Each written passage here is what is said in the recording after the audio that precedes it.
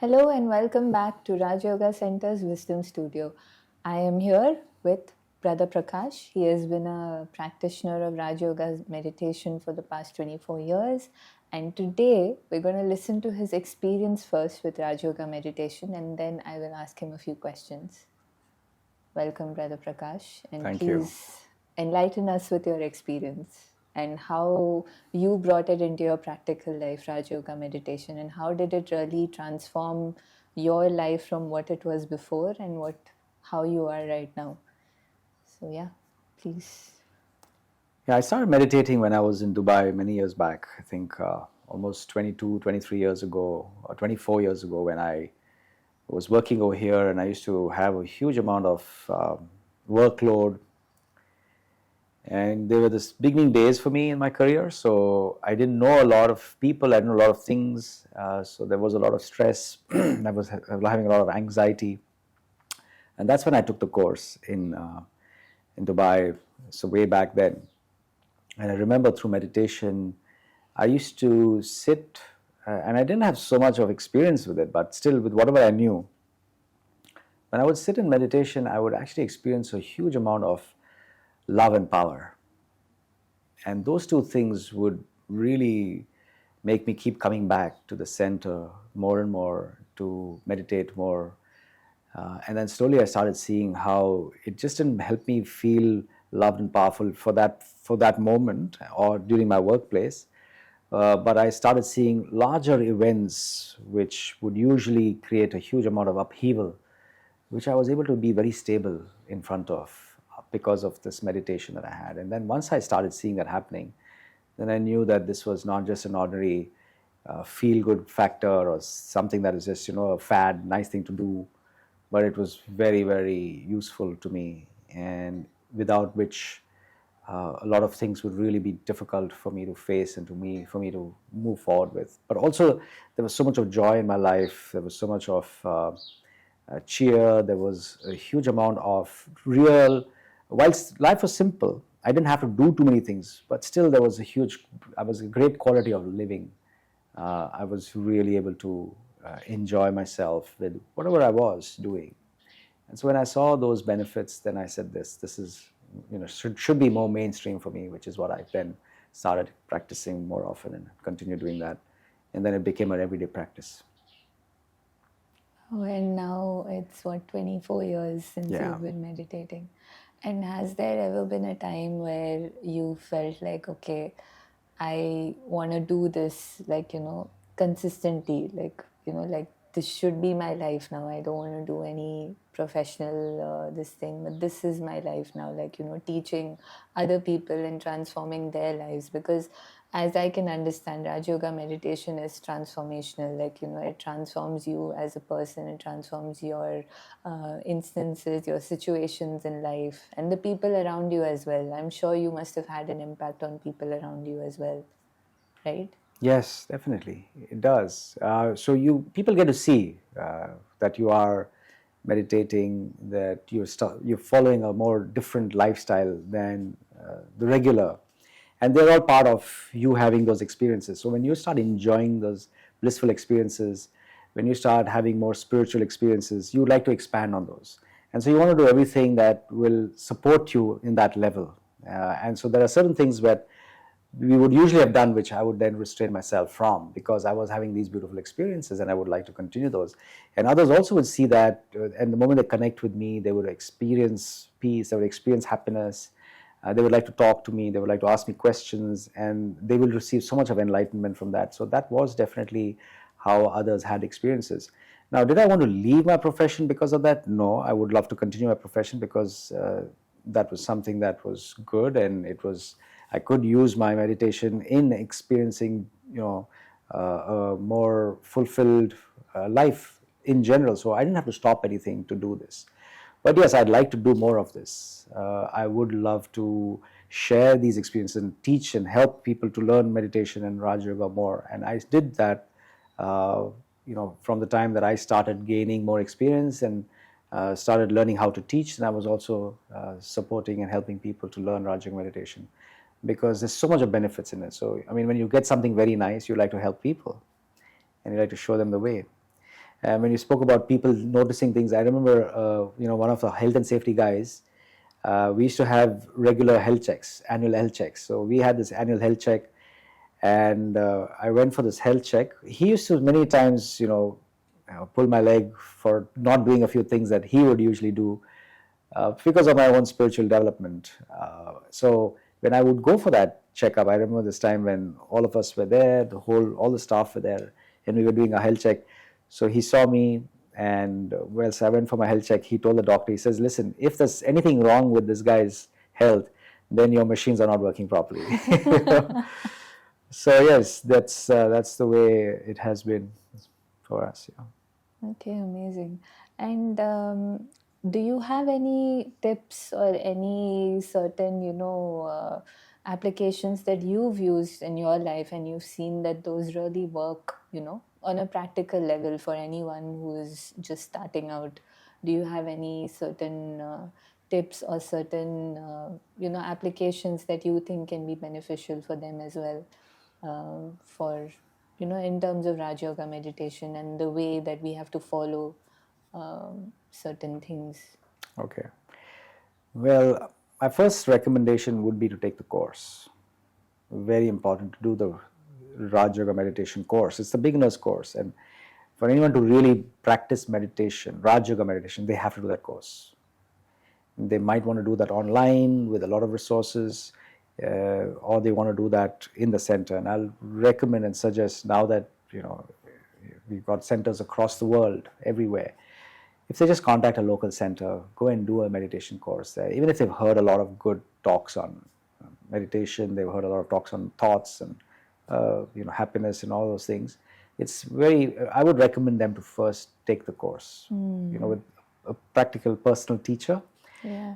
Because everybody would have their own questions, they'll have their own side of things. So it's nice for them to clarify those and see how they can, really use meditation in their lives. So when they do that, then start off with simple music, just soft music, slow music is what they can start off with.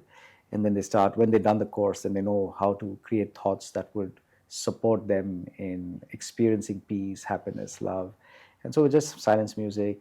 And then there are certain guided meditations which they can find I think if they're watching the video on the Raj Yoga meditation or on the website, they should be able to find a lot of resources there. Yeah, true. There are a lot rajyogacenter.org, of, yeah. right? That's where we are in Dubai. But I feel it's important for them to take the course, start slow, go into the meditation, the musics, soft music, slow music, and then they can start experiencing what they like to experience. Okay, amazing. And you mentioned about the power of love that you were experiencing. Your first initial stages was really a lot of love and a lot of power that you Yeah. were experiencing. Now, let's talk a bit about the power of love, because, even in outside world, they say that, love can change anything. Love can turn over a new leaf. There are Yeah. so many sayings. What is the difference between that love and the love that you experience here in your Raj Yoga meditation? So the love that I experienced was divine love. It was love that was a force that helped me see that, there was a time when I was meditating, or many times it happens, but I can remember the time in these early days when I was connecting with Supreme. And there was a lot of fear before that. When I just came to meditate, there was a lot of things that were going wrong at work. And so suddenly I experienced this love of somebody who is with me and assuring me that not to worry, everything will be okay. It's like, the child with the parent. The child is with the parent. It feels so loved. It just is completely assured. I don't need to think about anything. I don't need to worry. My mother's with me. My father's with me. It's all going to be taken care of. And so that was the experience that I had, that a very strong sense of care, of belonging with somebody, which to me I couldn't see, but I would feel very, very, very powerfully. And so that's the kind of experience of love I've had, which was like a parental love, a love of somebody who was higher than me, who was much more powerful than me. But the love was, I am with you. You're assured, don't worry at all. I'm there to take care of you. And so that was the experience that I had, and I constantly keep having that. And then I noticed how that also uh, manifested in reality after that. When I had that experience, I had that feeling, I would have went back to the workspace and things got sorted out in a very, very easy way without, and none of those things that I imagined would happen actually happened, not even one bit of it.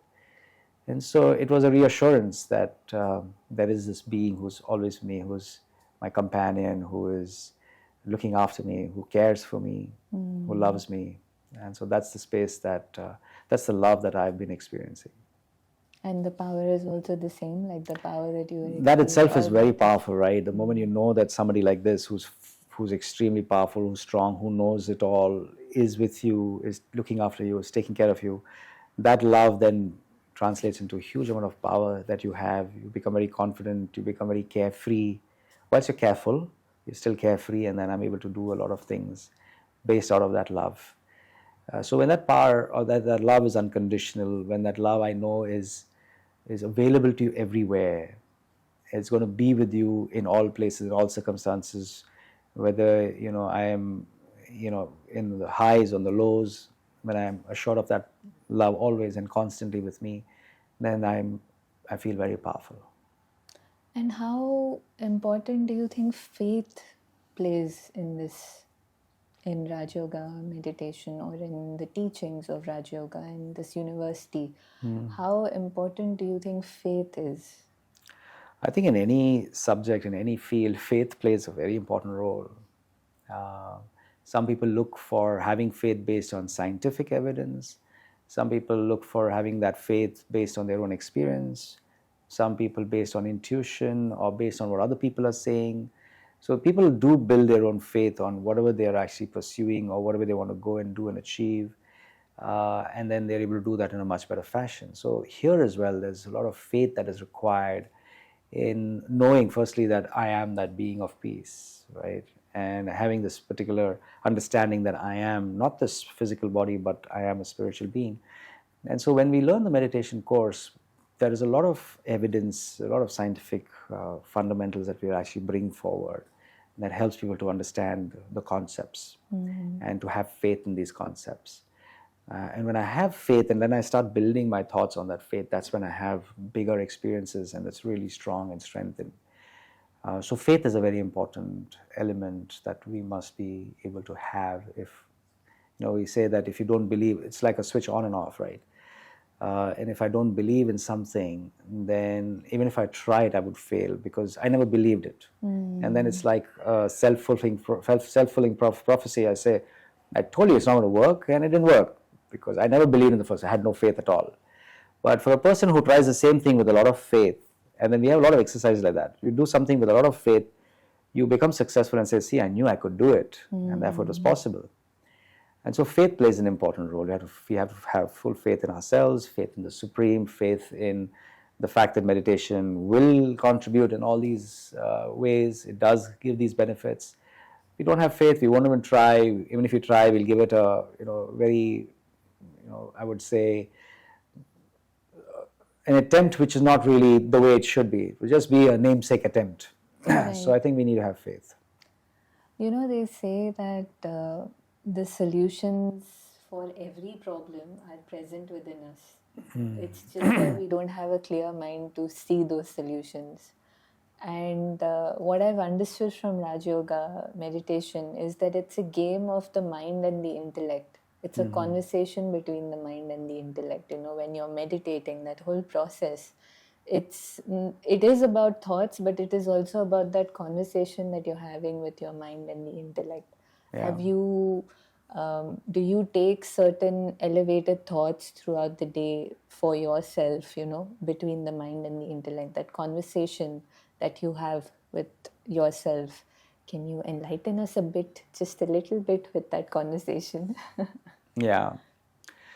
So I think it's important for us to understand this thing around how the mind and the intellect work and what are those conversations that take place. Usually the mind is very active based on what it sees, what it's listening to. It receives all this information, and based on that information, it's processing all the stuff. Whereas the intellect is out there, it's like the senior, the parent, the big brother, who knows what's right, who knows what's the way in which we should be thinking, what's a good thought versus what's not. And so usually the mind is so active that it's not really listening to the intellect as much. And so it's nice for us to constantly see if I can, and that's what I do, is to awaken the intellect or keep it active. And so the intellect is then guiding the mind constantly, saying, okay, I understand that this is what you're thinking. Nevertheless, this is the experience that I've had. And so there's this conversation that then the intellect is having with the mind, like the big brother, very wise, especially when you've learned and understood. That's when it becomes wise. Otherwise, sometimes the intellect can actually take you away as well. If it's not really awakened and it's not got the right understanding, it can take you astray. So once we do the course, we understand the self, truly who we are. Many times the mind is going back into the previous sanskars, the ways it used to do things. So the mind, the intellect comes back and says, this is what you learned. You're very peaceful. The mind says, no, but you see, I'm feeling so anxious. I'm having this. What do you mean I'm peaceful? No, you are peaceful. And do you remember the last time you had the experience of peace? So the mind says, yes, I had a last experience of peace. What was it because of? It was because I thought about the seaside and I felt peace. So was it the seaside that gave you that peace? The mind will say, well, maybe. Say, no, it wasn't, because you were not at the seaside. You just thought about the sea. You felt peaceful. So where was that peace? Was it in the thought that you created, or was it in the sea? You say, okay, it wasn't the thought that I created. Okay, so you just have to create a thought of peace, and you are peaceful. So then intellect is able to help the mind understand that, and then bring it back into that space of, okay, so I am peaceful. And so when both of them are aligned in that particular way with that conversation, then mind is now creating that thought and it's experiencing it. And so that's a very important conversation that we keep having, especially because the mind is so used to doing things that it has done in the past. We want to just reprogram it now. Correct. And the intellect has a big role in reprogramming it. Yeah, true. The intellect plays a big role actually, because that is where you get all your decision making, I think, comes from the intellect. And it's the consciousness. These are the aspects of the consciousness, right? That is what makes your being of light or your being of energy.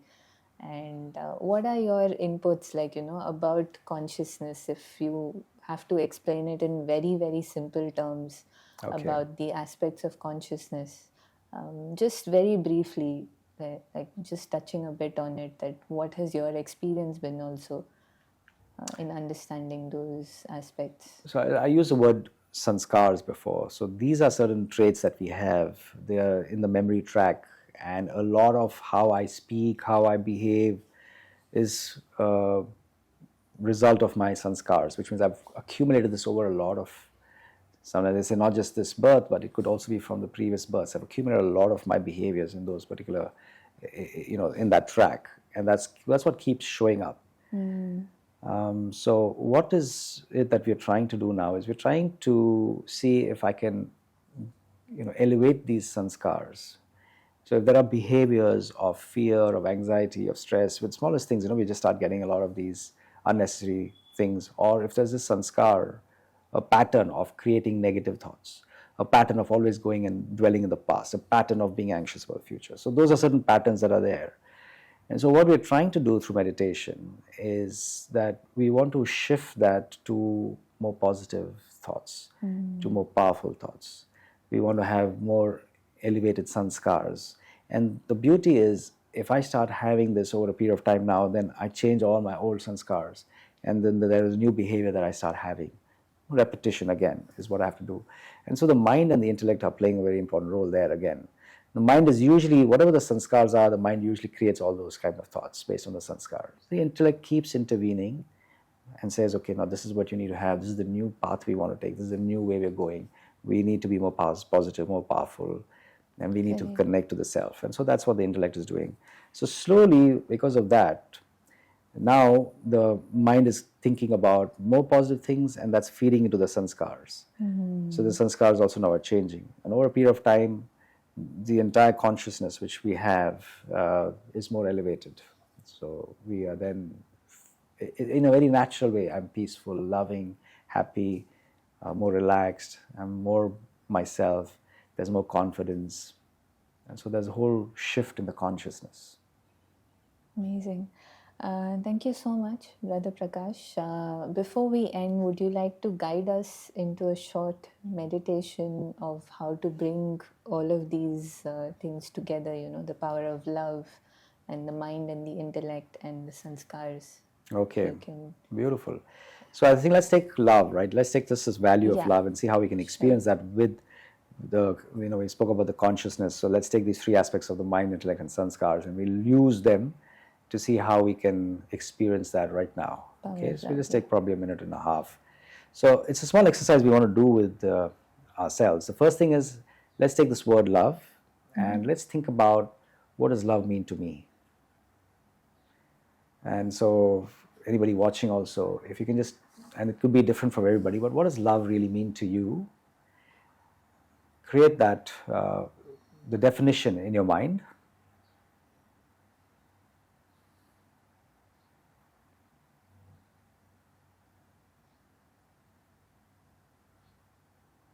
Now, I want you to think about a picture that comes to your mind when you think about love. A picture, an image, a symbol.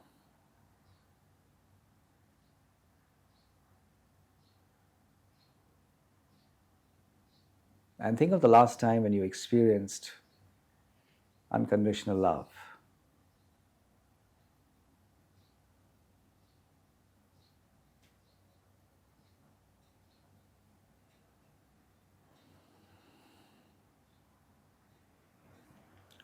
So bring that definition back to your mind.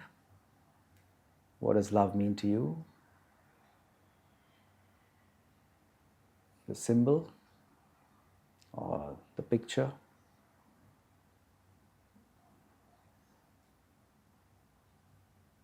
And the last time you had such an experience. Now hold on to these three together for a few moments.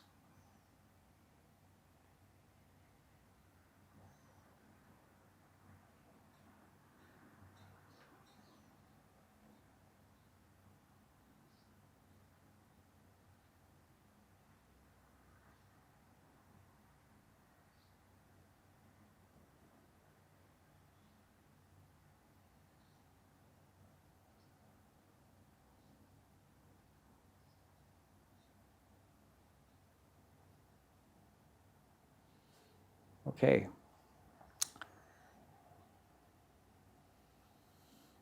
Thank you. Thank you, brother. Thank you so much for joining us for today's episode. And please continue to stay tuned on our YouTube channel, Raj Yoga Center. We will be posting more of such episodes with different speakers next time. Thank you so much.